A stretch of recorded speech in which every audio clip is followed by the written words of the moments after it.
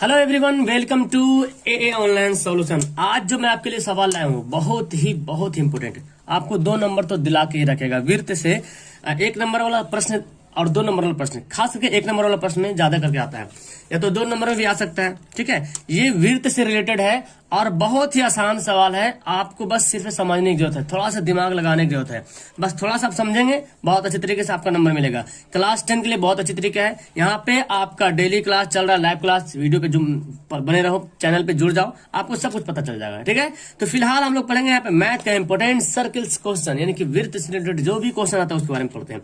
तो विर्त के बारे में बहुत अच्छी तरीके से आप अवगत हैं, इसको जानते हैं बहुत अच्छी तरीके से। ठीक है, सबसे पहला सवाल 1 बाय 1 करते हैं और इसमें टोटल 20 या 21 क्वेश्चन है। ठीक है, और इसमें से आपको बहुत हेल्प मिलने वाली है आपको एग्जाम के लिए। इससे विर्त से लेकर आपका कोई भी डाउट रहेगा सब क्लियर हो जाएगा। ठीक है, इसके अलावा भी कुछ रहेगा तो आप मुझे कमेंट कीजिएगा। फिलहाल मैं अपने तरफ से पूरी कोशिश किया हूं। तो चलिए वीडियो को शुरू से लेकर आखिर तक देखिए, मैं यहाँ पे बताता हूँ। सबसे पहला सवाल यहाँ पे है, वृत्त की कोई स्पर्श रेखा इसे खाली जगह कितने बिंदु पर स्पर्श प्रतिच्छेद करती है। अब यहाँ पे देखो, अब आपको समझना पड़ेगा स्पर्श रेखा होता क्या। मैं यहाँ पे रफली बताता हूँ। ठीक है, ये देखिए एक वृत्त है, दिख रहा आपको, ये वृत्त है। अब वृत्त स्पर्श रेखा बोले तो वृत्त के किसी एक बिंदु से टच होकर जाएगा ना, उसको बोलते हैं क्या, स्पर्श रेखा। वृत्त के किसी एक बिंदु से टच होकर जाएगा, उसको क्या बोलेंगे, स्पर्श रेखा बोलेंगे। तो एक बिंदु को प्रतिच्छेद, क्या बोल रहा, किसी वृत्त की कोई स्पर्श रेखा इसे कितने बिंदु पर प्रतिच्छेद करेगी। स्पर्श रेखा जब भी स्पर्श रेखा होगा तो केवल जो वृत्त है उसके केवल एक ही बिंदु पर प्रतिच्छेद करेगी। कितना बिंदु पर, केवल एक बिंदु पर, यानी कि यहाँ पे भराएगा क्या, एक, केवल एक बिंदु पर प्रतिच्छेद करते हैं। क्लियर है, इसका आंसर आप मुझे कमेंट करते जाए और मुझे ये भी बताएंगे लास्ट टाइम कि आपको ये सब पता था ना, तो कितना क्वेश्चन पता था ये भी बताएंगे। चलो दूसरा सवाल यहाँ पे देखते हैं। दूसरा सवाल क्या बोलता है, किसी वृत्त को अधिकतम, ठीक है, किसी वृत्त को अधिकतम खाली जगह समांतर स्पर्श रेखाएं हो सकती हैं, यानी कि किसी वृत्त में कितनी जो है अधिकतम समांतर रेखाएं हो सकती हैं। तो किसी वृत्त में अधिकतम 2 समांतर रेखाएं हो सकती है। कितनी हो सकती है, 2। तो यहाँ पे क्या फिल करेंगे, यहाँ पे हम लिख देंगे 2। किसी वृत्त में अधिकतम जो है 2 समांतर रेखा। अब कैसे होता है ये देखिए, कोई वृत्त है, मैं यहाँ पे बताता चाहता हूँ। यहाँ पे कोई वृत्त है, इसमें अधिकतम जो समांतर रेखाएं होंगी, जैसे कि एक यहां से जाएगी, समांतर स्पर्श रेखाएं, समांतर स्पर्श रेखाएं, तो एक इधर से गई है और एक इधर से गई है। तो किसी वृत्त में जो है अधिकतम ज्यादा से ज्यादा 2 ही समांतर स्पर्श रेखाएं खींची जा सकती हैं, 2 से ज्यादा नहीं खींची जा सकती। ठीक है, क्लियर है। तो किसी वृत्त को अधिकतम 2 समांतर स्पर्श रेखाएं हो सकती है। क्लियर है, चलिए अगला सवाल पढ़ते हैं। यहां सवाल देखिए क्या बोलता है, किसी वृत्त को 2 बिंदुओं पर प्रतिच्छेद करने वाली रेखा को क्या कहते हैं। ठीक है, किसी किसी वृत्त के 2 बिंदुओं पे, जब भी वृत्त वाला सवाल आता है तो पहले फिगर सोचिए कैसे बनाएंगे। किसी वृत्त, तो एक कोई वृत्त बना दिए, 2 बिंदुओं को, यहाँ पे जो था इसी केवल एक बिंदु को प्रतिच्छेद कर रहा था, केवल एक बिंदु को। अब यहाँ बोला किसी वृत्त के 2 बिंदुओं को, तो कहीं ना कहीं 2 बिंदु बन जाएगा, है ना। मान लेते एक यहाँ एक यहाँ, जब भी करेगा ऐसे देखो, किसी वृत्त के 2 बिंदुओं को प्रतिच्छेद करने वाली स्पर्श रेखा क्या कहती है। तो देखो एक बिंदु यहाँ है, एक बिंदु यहाँ, अगर एक बिंदु पे प्रतिच्छेद करता तो वो ना क्या कहलाता, स्पर्श रेखा कहलाता। लेकिन यहाँ पे क्या बोला, 2 बिंदुओं को प्रतिच्छेद कर रही, तो इसको बोलेंगे छेदक रेखा। क्या बोलेंगे, छेदक रेखा। क्या फिल हो जाएगा यहाँ पे, छेदक रेखा। क्या बोलेंगे इसको, छेदक रेखा। ये जो रेखा है, इस रेखा को स्पर्श रेखा नहीं बल्कि छेदक रेखा बोलेंगे। स्पर्श रेखा इसको बोलेंगे जो केवल एक बिंदु को टच करती है, केवल एक बिंदु को प्रतिच्छेद करती है। समझ में आ रहा। चलिए अगला सवाल देखते हैं।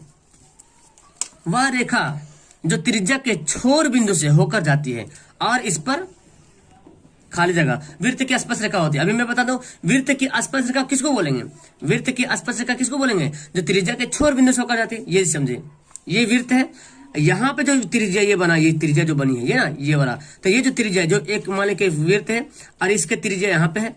ठीक है, तो इसके त्रिज्या का जो छोर बिंदु है ना, यहाँ से गई क्या, स्पर्श रेखा। वही बोल रहा, वह रेखा, इस जो रेखा है जो त्रिज्या के छोर बिंदु से होकर जाती है, त्रिज्या ये है, इसका छोर बिंदु यहाँ पे है, इस बिंदु से होकर जा रही है, तो इस पे क्या होगी, इस पे हो जाएगी लंब। क्या हो जाएगी, इस पर जो है लंब होती है। क्या होती है, लंब होती है।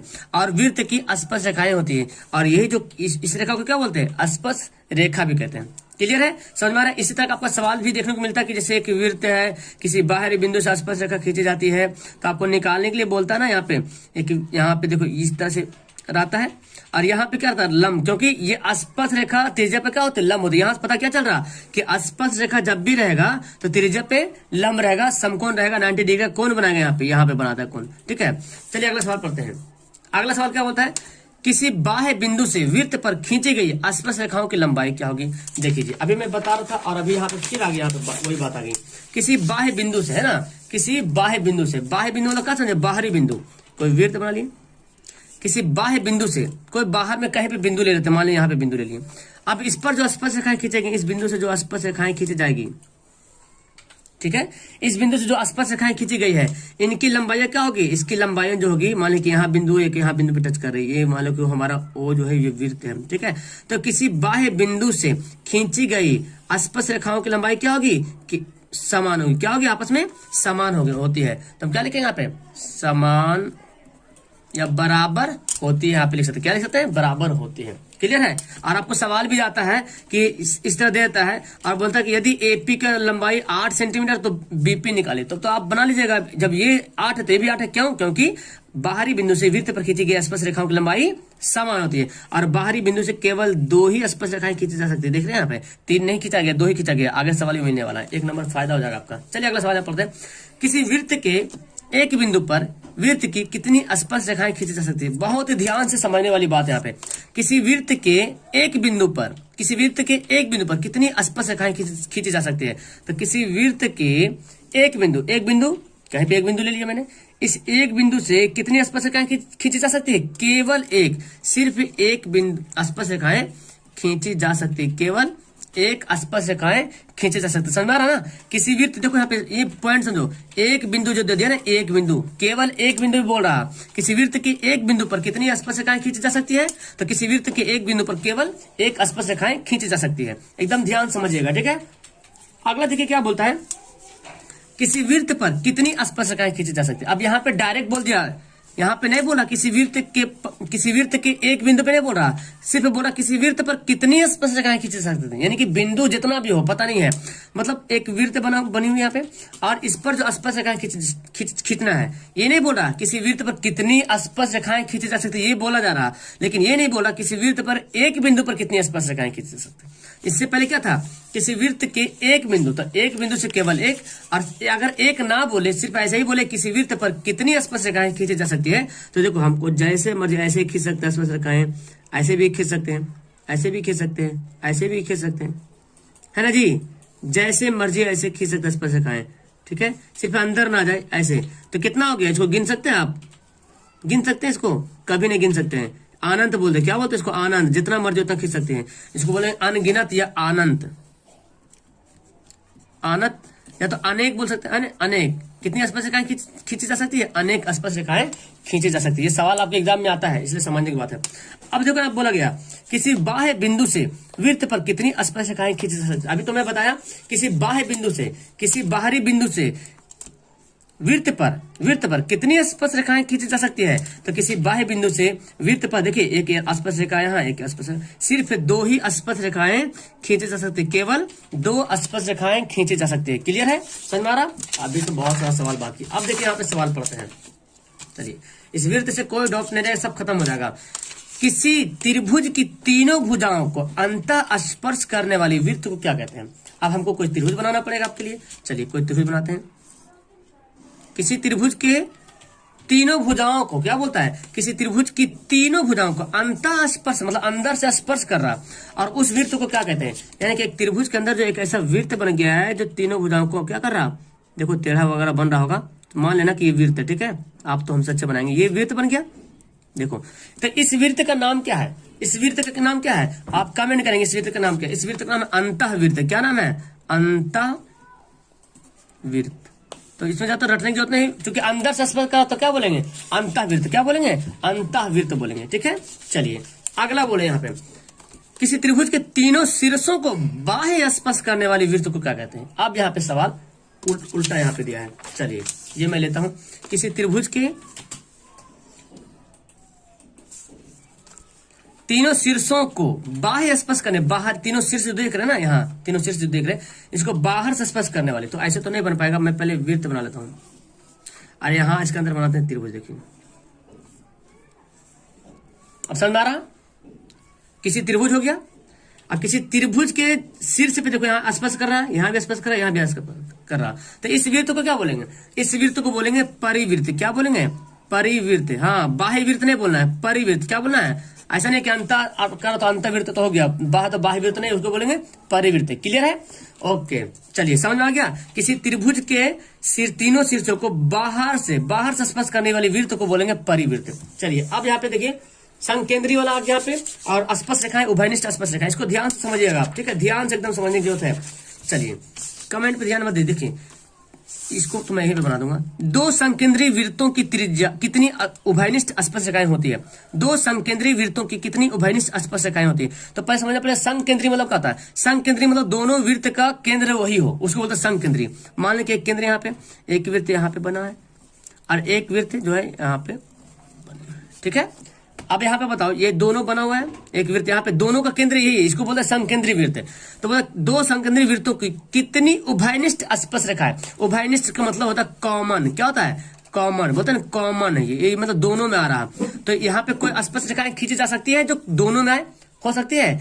हो ही नहीं सकती, एक भी नहीं, है ना? एक भी नहीं, एक भी उभयनिष्ठ स्पर्श रेखाएं नहीं खींची जा सकती इससे। क्लियर है? समझ में आ रहा आपको? एक भी उभयनिष्ठ स्पर्श रेखाएं नहीं खींची जा सकती है। चलिए अगला पढ़ते हैं। दो अंत अप्रतिच्छेदी वृत्तों की कितनी उभयनिष्ठ स्पर्श रेखाएं होती है? इसको भी बोल सकते हैं हम अप्रतिच्छेदी वृत्त, क्योंकि अंदर से तो प्रतिच्छेद कर नहीं रहा, लेकिन इसको चाहे तो यहाँ पे ये नहीं बोला कि संकेंद्री बोल रहा, तो हम ऐसे ही बना सकते हैं कि मान लें एक वृत्त है ऐसे, और एक वृत्त मान लें यहाँ पे है। तो एक बड़ी वाली वृत्त है, इसकी जो इसका जो केंद्र होगा यहाँ पे होगा, और जो छोटी वाली वृत्त इसका केंद्र कहाँ पे? यहाँ पे होगा। तो क्या हो रहा? अंत जो अप्रतिच्छेदी मतलब प्रतिच्छेद नहीं कर रहा, टच नहीं कर रहा, तो अंत अप्रतिच्छेदी वृत्तों की कितनी उभयनिष्ठ स्पर्श रेखाएं? यहाँ पे उभयनिष्ठ स्पर्श रेखाएं खींच सकते क्या? अगर आप यहाँ से स्पर्श रेखाएं खींचेंगे तो इसमें तो आएगा नहीं। उभयनिष्ठ मतलब दोनों में आना चाहिए। अगर यहाँ पे देखो, अगर यहाँ से स्पर्श रेखा खींचते आप, तो इसमें तो इस वृत्त में तो हो नहीं रहा टच, इसलिए एक भी नहीं। इसमें भी तो नहीं होगा चूंकि ये प्रतिच्छेद कर ना रहा, तो इसका भी होगा एक भी नहीं। क्या होगा? एक भी नहीं। क्या होगा? एक भी नहीं। 13 नंबर सवाल है, दो अंत स्पर्श करने वाले वृत्तों की कितनी उभयनिष्ठ स्पर्श रेखाएं होंगी? दो अंत स्पर्श करने वाले, अंदर से स्पर्श करने वाले कितनी उभयनिष्ठ स्पर्श रेखाएं होंगी? यानी कि एक वृत्त है यहाँ पे, एक वृत्त यहाँ पे है, ओके, और अंत मतलब अंदर से स्पर्श करेगा। कहां से करेगा? अंदर से। यानी कि यहाँ पे देखो टच किया ना, ये बिंदु पे टच किया ना, ओके। तो बोल रहा कि दो अंत स्पर्श, देखो अंदर से स्पर्श करा, ये बड़ी वाली वृत्त है, इसके अंदर से देखो ये वृत्त स्पर्श किया, तो अंत स्पर्श करने वाली वृत्तों की कितनी उभयनिष्ठ स्पर्श रेखाएं होंगी? उभयनिष्ठ मतलब कॉमन। तो यहाँ तो एक बिंदु पे तो स्पर्श कर रहा, स्पर्श जब भी होता है तो एक बिंदु से होता है, और एक बिंदु से हम तो स्पर्श रेखाएं भी खींची जा सकती है, केवल एक, है ना? एक स्पर्श रेखाएं जो है खींच सकते हैं। कितनी स्पर्श रेखाएं खींच सकते हैं? केवल एक। कब? जब अंदर से स्पर्श करेगा तब, जब अंदर से स्पर्श करेगा तब, ठीक है? चलो 14 नंबर सवाल पढ़ते हैं। दो प्रतिच्छेदी वृत्तों की कितनी उभयनिष्ठ स्पर्श रेखाएं होंगी? प्रतिच्छेदी मतलब आपस में प्रतिच्छेद कर रहा, ठीक है? तो एक वृत्त यहाँ पे बना लिया और दूसरा वृत्त यहाँ पे बना लिया, देखिए हो गया दो प्रतिच्छेदी वृत्त। अब बोला कि दो प्रतिच्छेदी वृत्तों की कितनी उभयनिष्ठ स्पर्श रेखाएं होती है? ओके, तो यहाँ बोला जा रहा दो प्रतिच्छेदी वृत्तों की, तो प्रतिच्छेद हो रहा वृत्त, एक दूसरे को वृत्त क्या कर रहा? प्रतिच्छेद कर रहा। देख रहे हैं, एक यहाँ पे काट रहा है, एक यहाँ पे काट रहा, दो बिंदु पे काट रहा। तो दो प्रतिच्छेदी वृत्तों की, ओके, तो बोला क्या जा रहा? दो प्रतिच्छेदी वृत्तों की कितनी उभयनिष्ठ स्पर्श रेखाएं होंगी? तो यहाँ पे एक देखो, एक स्पर्श रेखा हम यहाँ से खींच सकते हैं, देखो उभयनिष्ठ मतलब दोनों में मैच करा, दोनों में आ रहा स्पर्श रेखा, एक स्पर्श रेखा हम यहाँ भी खींच सकते हैं, हुआ ना? तो दो यहाँ पे सिर्फ दो स्पर्श रेखाएं खींची जा सकती है, कितनी? दो। चलिए अगला सवाल पढ़ते हैं। दो बाह्य स्पर्श करने वाली वृत्तों की कितनी उभयनिष्ठ स्पर्श रेखाएं होंगी? बाह्य मतलब बाहर से, तो एक वृत्त मान लेते कि यहाँ पे है, ठीक है, और एक वृत्त मान लेते यहाँ पे है। देखो बाहर से क्या कर रहा? स्पर्श कर रहा, है ना? दो जो है बाह्य स्पर्श करने वाली, बाहर से देखो, बाहर से स्पर्श कर रहा, तो दो बाह्य स्पर्श करने वाली वृत्तों की कितनी उभयनिष्ठ स्पर्श रेखाएं होंगी? तो एक स्पर्श रेखाएं इधर से चली जाएंगी, जो कि दोनों मैच कर रहा, ठीक है? एक स्पर्श रेखाएं इधर से चली जाएंगी, एक स्पर्श रेखाएं इधर से चली जाएंगी, तो कितनी स्पर्श रेखाएं होंगी? एक, 2 3, कितनी हो गई 3 स्पर्श रेखाएं खींची जा सकती है। ठीक है, चलिए अगला सवाल पढ़ते हैं 16 नंबर सवाल। 16 नंबर सवाल यहाँ पे बोला जा रहा कि दो बाह्य अप्रतिच्छेदी वृत्तों की कितनी स्पर्श रेखाएं होंगी। समझने की बात है यहाँ पे, बाह्य मतलब बाहरी, अप्रतिच्छेदी मतलब जो प्रतिच्छेद नहीं करता है। तो एक वृत्त देखो यहाँ पे बना लेते हैं और एक वृत्त यहाँ बना लेते हैं, स्पर्श नहीं कर रहा है ना, प्रतिच्छेद भी नहीं कर रहा। दो बाह्य अस्पर्श बोल सकते हैं इसको, या अप्रतिच्छेदी बोल सकते हैं। तो दो बाह्य अप्रतिच्छेदी वृत्त हो गया। ठीक है, मान लेते 2 वृत्त है। अब इसमें उभयनिष्ठ स्पर्श रेखाएं कितनी होगी। तो देखो एक तो स्पर्श रेखा हमको यहां से चला जाएंगे, एक स्पर्श रेखा यहां से चली जाएंगी, देखो 2 हो गया। अब क्या होगा, एक स्पर्श रेखा देखो इधर से हो गया ना 3, और एक स्पर्श रेखा इधर से, कितनी स्पर्श रेखाएं होंगी देखो 1 2 3 4 यहाँ पे जो है उभयनिष्ठ स्पर्श रेखाएं होंगी। अब उभयनिष्ठ स्पर्श रेखा में आपको कोई दिक्कत नहीं होने वाला। ठीक है, अगले पढ़ते हैं। यदि 2 वृत्त संकेंद्रीय हो तो उनके केंद्रों के बीच की दूरी क्या होगी। अब 2 वृत्त, एक वृत्त यहाँ पे है और एक वृत्त यहाँ पे है, दोनों का केंद्र क्या, संकेंद्रीय मतलब दोनों का केंद्र बराबर है। तो 2 वृत्त संकेंद्रीय हो गया तो उनके केंद्रों के बीच की दूरी, अब ये बड़ी वाली वृत्त का भी यही केंद्र है, छोटी वाली वृत्त का यही केंद्र है, तो इस केंद्र के बीच की दूरी क्या होगी, 0 हो जाएगी, 0 होगी। क्योंकि यहाँ पे तो कुछ दूरी है ही नहीं, कोई डिस्टेंस तो है ही नहीं, है कोई डिस्टेंस बोलिए। 2 बड़ी वृत्त है, एक बड़ी वृत्त एक छोटी वृत्त है, और दोनों का केंद्र यही है। तो दूरी कहाँ से, केंद्रों के बीच की दूरी मतलब छोटे वाले केंद्र की और बड़ी वाले केंद्र के बीच की दूरी क्या है, क्योंकि सेम है, 0 है 0 है, इसका दूरी तो है ही नहीं है। अगला बोलता है 2 बाह्य स्पर्श करने वाली, बाहर से स्पर्श करने वाली वृत्तों के केंद्रों की बीच की दूरी। अब यहाँ पे समझिए, देखिए एक वृत्त यहाँ पे है, बाह्य स्पर्श करने वाली एक वृत्त यहाँ पे है।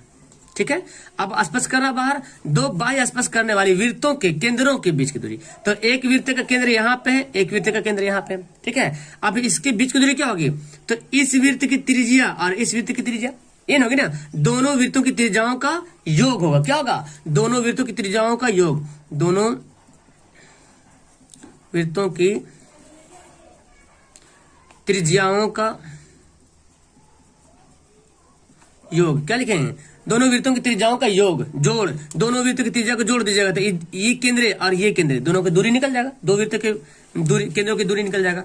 अगला बोलता है कि 2 अंतः स्पर्श करने वाली वृत्तों के केंद्रों के बीच की दूरी, अंदर से जो स्पर्श कर रहा, जो अंतः स्पर्श करने वाली, तो एक वृत्त मान लेते यहाँ पे है और इसी के अंदर जो है स्पर्श कर लीजिए, हो गया।